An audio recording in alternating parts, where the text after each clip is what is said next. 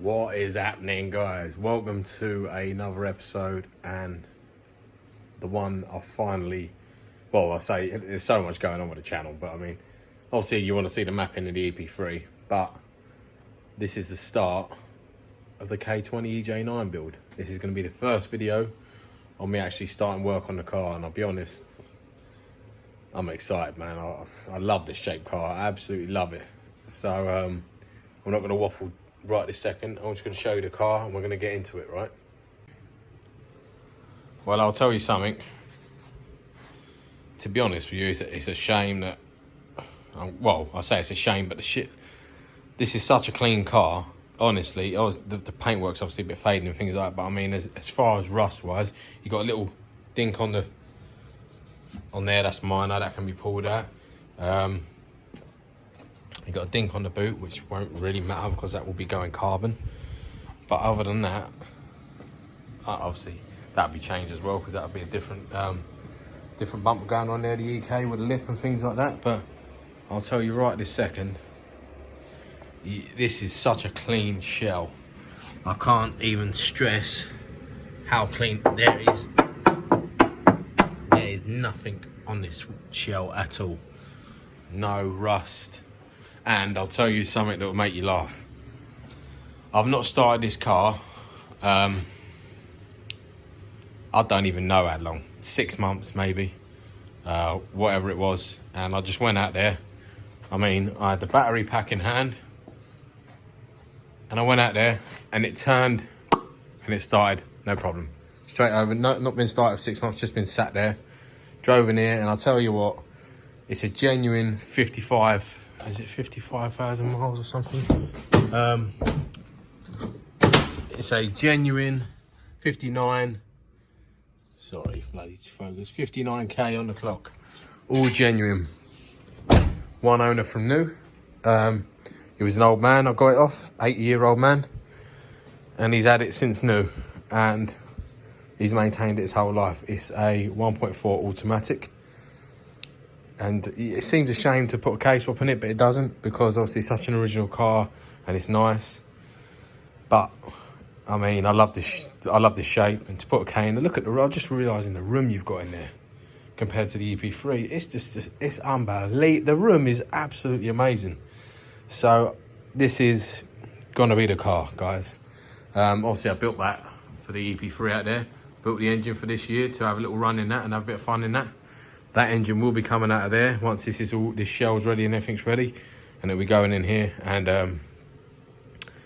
to be honest, to say I'm looking forward to it is a massive understatement. So what I'm going to do today is I'm just going to start pulling the front end off. It's already 2 o'clock today. I've had another job in today. So yeah, I had a BMW 1 Series in for a full service. And I've done that, so I'm going to just try and start a bit today. I'm just going to take the whole front end off as much as I can. So let's get to it, man.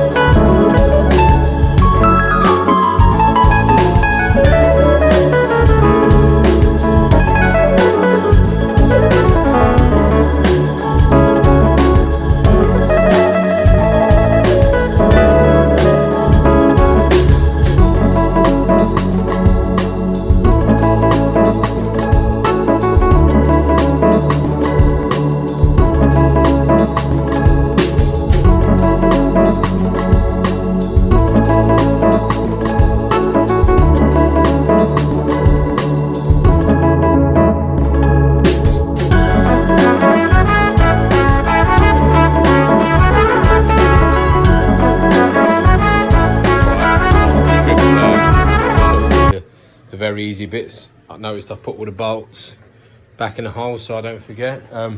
One thing I thought was quite funny, I'll have to show you. You can tell it was an old man's car, bless him, because look at his screen wash. It's completely full up to the top. He's had everything done on his car perfectly. I've got full service history, red key. It's such a well looked after car, and honestly, look at the front. I've really honestly found a good shell here. Probably one of the best left, in my opinion. Look, there is not... I'm looking everywhere. Let me get the light for you guys. Where's the light? Let me get the light and show you something. Look at it. There's surface rust on brackets on the shell. Look. That's as bad as we're getting. I'm in absolute awe of how good this shell is. Wow. Look.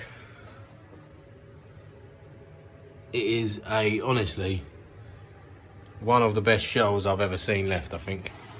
So, yeah, I don't know if I'm going to get to pulling the engines today, but I might just get it ready to pull tomorrow. So I'm just going to jump on it now, but I just thought I'd show you that, guys, because I'm in shock at how clean this shell is.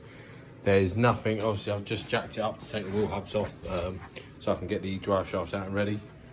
And I promise you, that's as bad as it gets. Look, and that looks actually terrible, but it's not. Ugh. That's quite solid. But yeah, that looks a lot worse than it actually is, guys, but it's not. So that's the only patch we've got, it looks like. I want to have a look under the back properly later once I get it all jacked up. But yeah, that looks a lot worse than it felt, to be honest. But other than that, everywhere else looks solid. So yeah, I'm gonna jump on it now. All right, guys, been banging it out. Just stopped for a quick little snack because I'm absolutely starving. Don't want to eat too much because I've got to reserve stock food now because of all this coronavirus rubbish. Everyone must know it's a big government cover-up and not serious. But that's my opinion anyway. Enough about the corona. I'll show you what I've done at the moment and how I just nearly died. So yeah, I just got to get under there, pull the shafts out, and then obviously drain the gearbox, and then the motor's ready to drop. Which is, obviously I've got to take all the plugs off. That's 2 minutes anyway. I can have that out in 20 minutes tops. All the exhaust systems off. And how I nearly died, because I didn't want to take it off by the bolt. You can see up there. I cut it, and as I cut it, the blade got caught and bounced. Just missed my face, literally. So yeah, be careful when using the grinder, guys. But I want to show you underneath the car. There is a couple of tiny bits, more than I thought there was. But I'm just going to show you how clean the shell still is. Oh, right. Right, underneath. This is one patch here. That side, I don't think it's that. It's getting bad. I mean, if I don't treat it now, then yeah. But it's getting bad, but it's not completely rotten. So that's one bit there. And obviously that bit over there I showed you. The same place. Back here though, there's nothing. That's tiny bit of surface there. I don't know if you can see it over there. Oh, the lighting's pretty crap, sorry guys. But yeah, there's not really much over there either. I'm talking surface. The back of the car don't need touching. I just be cleaning up and resealing. Oh, sorry man. Oh, it's just awkward when you're on your back. If I had a ramp, it'd be much easier. But yeah, this bit here needs treating. And that bit over there needs treating. I didn't even realise it had that. So yeah, a bit gutted about that, but obviously that's still very minor compared to the rest of the shell. The rest of the shell is very good. So I'm happy with the shell. Them 2 bits of rust can be done in half a day. And then, well, I say a full day if you're including the sealing and that, but yeah, so that's just literally the seal, the most commonplace. got to pull the skirts off and have a double check, but obviously going along here, you can see if there was anything under the skirt completely, you'd see it starting under here. And yeah, there ain't none. So underneath of the car looks good, guys. What I'm going to do is, because time's getting on now, I am going to get the engine ready to drop today. So pull all the plugs, shafts out, drain box, everything ready to drop the engine. And then tomorrow, I'm going to come back, drop the engine, drop the, I don't know if it's subframe, I don't know what you call it. Anyway, because obviously it's an EK1, I've got DC21 going on because the EK1 can't fit a K-swap in. So I'm going to try and drop the motor tomorrow.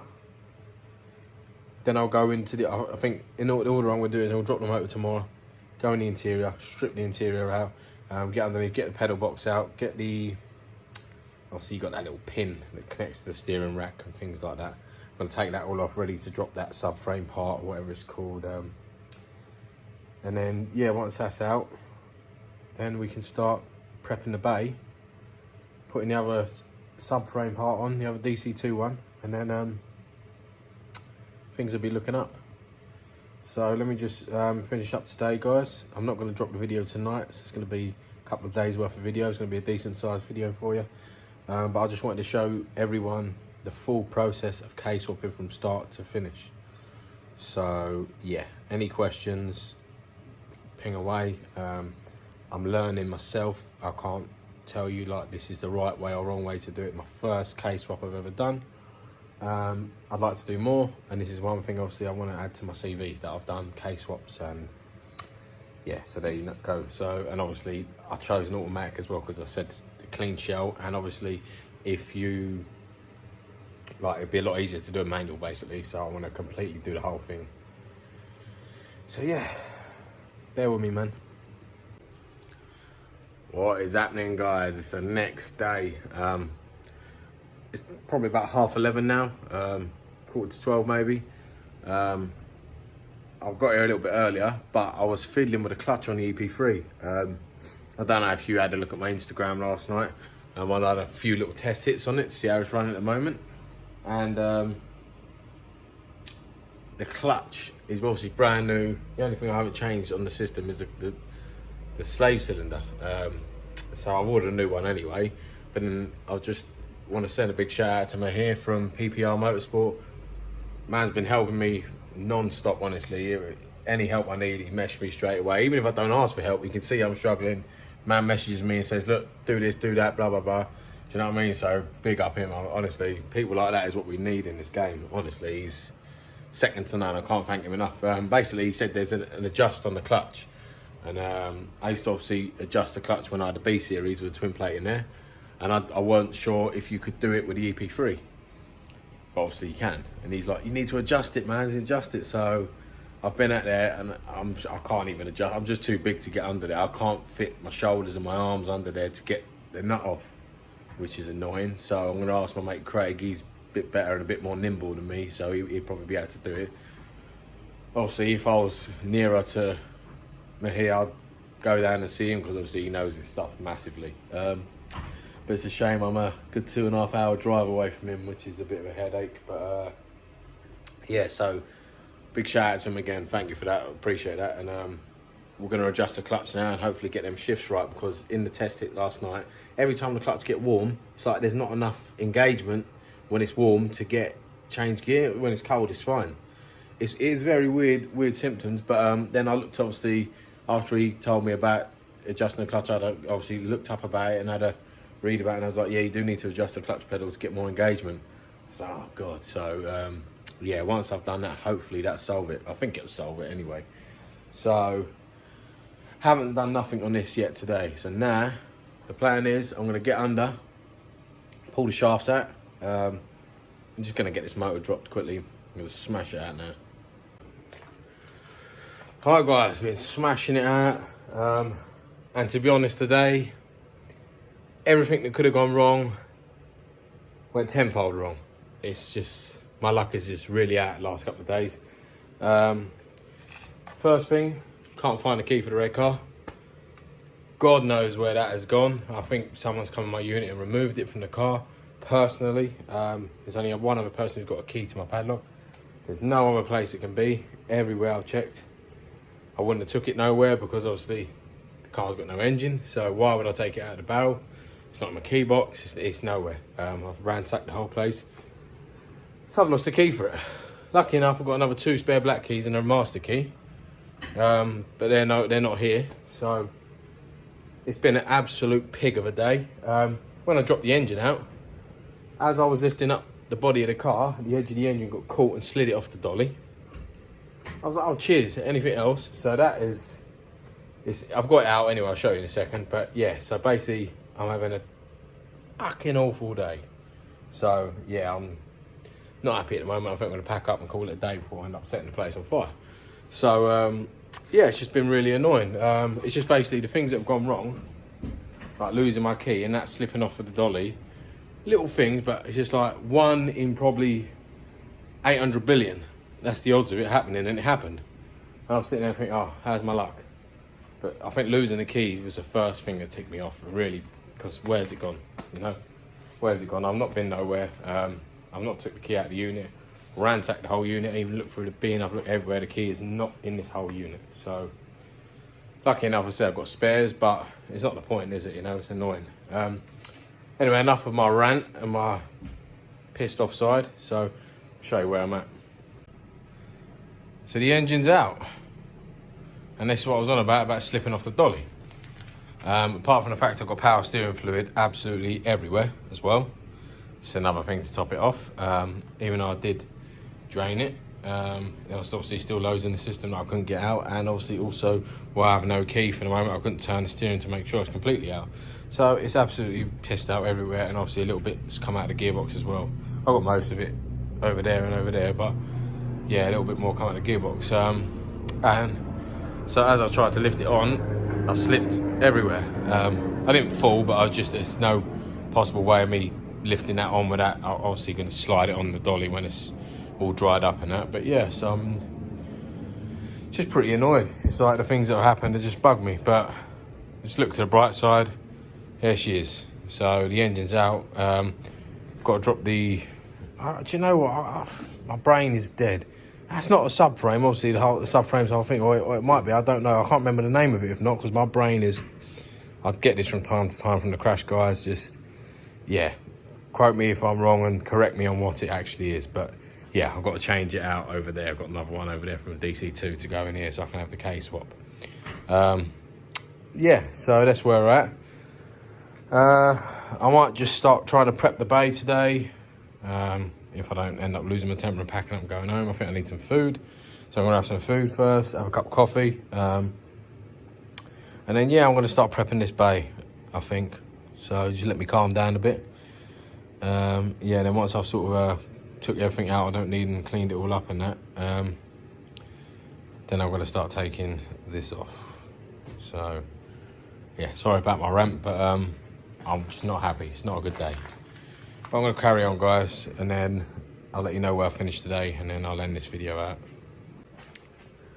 Alright, guys, I'll say another hour and a bit, 2 hours have gone past maybe. Yeah, I've sort of snapped out my little rant. But I thought I'd add that in for you guys who like watch these channels and things like that, and some people don't show the full ins and outs of it. They just show, oh, he's made it look so easy. Oh, he seems so happy doing it, da-da-da. No, that's not the way it is. I'll be true to you. On my channel, I'm always true. So I'm just trying to get the lighting right because it's doing my nutting. Yeah, so basically we do have headaches. We do get stressed. And sometimes we do get to the end of our tether and we do have bad days. So my channel's all about exactly how it is. There's no hidden secrets. There's nothing I hide. There's like, if something happens to the motor that I've built or something, I'll tell you. Like, if you go back from my other channels, like the other videos, sorry, not other channel, my other videos, they'll show you. I've always been upfront and honest with my subscribers and my followers and basically the video viewers. I've always been real. I just thought I'd show you that obviously sometimes we do lose our head. I've snapped out of that now. I've been doing a little bit of work. The reason I'm still here is because I'm waiting for someone to come pick up some wheels they're buying off me. So I thought while I'm here, I might as well just jam it out. and I'll show you where I'm going to end this video. Right, so yes, she's been very stripped. Okay, managed to get the engine on the dolly after slipping everywhere on the power steering fluid. I've tidied it up a little bit. Got the old, if you call it a subframe, it's a subframe. I can't remember if that's the name for it or not. My brain is so dead. Apologies. That's out. That's the old one. I said got the other one over there. Not even attempted to get that in yet. Yeah. So everything is basically stripped out of the bay now. And all I've got to do now is sort of clean it up. I might even give it a lick of paint, which I think I'm going to do, which was the original plan. And then once she's painted, then I can start getting the other frame into the DC2 one to start fitting the mounts and that. Drop the suspension out, well, started dropping it. I'm going to order a new set of suspension. Nothing expensive, guys, just probably to roll about on, just to get the car running. Probably going to be max speeding rods set up. Yeah, so I'm going to order some of them for the time, just to have the car better than standard ones, really, so it won't stay like that. Yeah, gonna have a little bit more of a research, because obviously I want this to be a street car as well, so I want to have the heater on as well, and things like that. But I know people run the shifter cables through there, so I'm gonna have a look and see if there's any other way I can do it. I mean, you might just be able to whack it into the back of the K, the head. Obviously the head's probably going to sit about here on something, and then this one would have to have like some adapter pipe to go underneath it, because obviously the two pipes are on the back of the, I can't get to the K now, otherwise I'll show you, but they're on the back of the head this side, and obviously they go one above each other, so maybe you do it like that. Who knows? But yeah, I'm gonna have a little bit more of a research tonight, because I've not researched that side of things or the power steering side of things yet. But I do want to have power steering, and I do want to have heaters, because I want this to be not only a 10-second car at the strip, but I want it to be a nice street car as well. So yeah, I'll talk more about that in a second. But yeah, so that's where I'm at. Stripped her down. She's ready to basically get to work. Got my loom here, part of it. Got the rest of it over there, the charge harness and that. Obviously I've never done sort of the wiring side of things on these. I said this is a learning curve for me and for you guys, and I've never seen a video on YouTube where they do the full complete build inside and out. So yeah, that's the plug. I know that goes to this plug over here, and then I believe I'm gonna have to, I believe that might be the ECU, I'm not sure. I've not 100% looked into it yet. This is the first time I sort of looked into it with you guys as well. So yeah. All right guys, now as this, obviously this vehicle was a automatic going to a manual, I'm gonna have to get a few bits like clutch, master cylinder, blah blah blah, a couple of bits like all that, clutch cylinder and all that crap. Anyway, I'll go through it when I get it, because I said to you, I want to go through the whole build and be, I think, the first video on YouTube to go from a Nokia, like a 1.4 D14, and go to a complete case. Well, obviously I know there's tons of videos where they're fitting it, but I don't think there's a really in-depth video of someone doing a K swap on an EJ or EK or even EG. I've never seen one. If there is, like, prove me wrong, because I'd like to watch it myself, like, just to see how other people do it. And if you can find one and I am wrong, drop it in the comments, please. I know that there is loads on here, but I don't think there's a really detailed, in-depth one. So yeah, I'm going to do this as in-depth and as much detail as I think even a person without any mechanical knowledge should be able to pick up on it and know. Yeah, so basically I'm going to get all this done. I said I've done quite a lot today, a lot more than I planned after the way the day started. And yeah, basically I want to come back Monday now, so it's the Friday. I want to come back Monday and crack on with it. I don't know how much I'm going to do on Monday because I'm going to Craig's new unit and we're going to do a bit of work on the EP3 ready for mapping on Thursday. So I'm going to carry on this video on Monday. I probably won't release it Monday anyway. I'll probably release it Tuesday or Wednesday after I've done a good stint on the car and we got somewhere with it. But yeah, the plan with this is to be a 10-second drag car as well as a street car, and be a nice street car. Like obviously it'll only be 2 seats, but I mean like caged and things like that. But like I want it decent to drive, you know. I want a nice car to drive, so it won't be my daily or nothing. But if I want to take it out and think, oh, I can have a comfy drive and it and a bit of fun, it's going to be an option instead of driving with like smell of fuel, rattling everywhere, blah blah blah. So yeah, that's my plan with this car, really, to make a 10-second EJ9 K20 turbo, basically street build / drag build. I said, it's, in my opinion, if you want to make a drag car, it's easy to focus on the drag side of things. If you want to make a street car, it's easy to focus on the street side of things. But in my opinion, to make a fast drag / street car, make it like accessible and like nice to drive, drivability and things like that, I think it's a challenge. I tried it in my last DK. I didn't properly look into it. I wasn't as clued up then as I am now. And it's hard work, let's just say that. So that's going to be the aim with this. And I hope you stay on the channel and I hope you watch the build series to see if I can get there. But yeah, I'm going to wrap this video up now. Enough babbling, but it is the first of the series, so I thought I'd explain on what you're going to get. So if you've watched the whole episode, thank you for watching through it.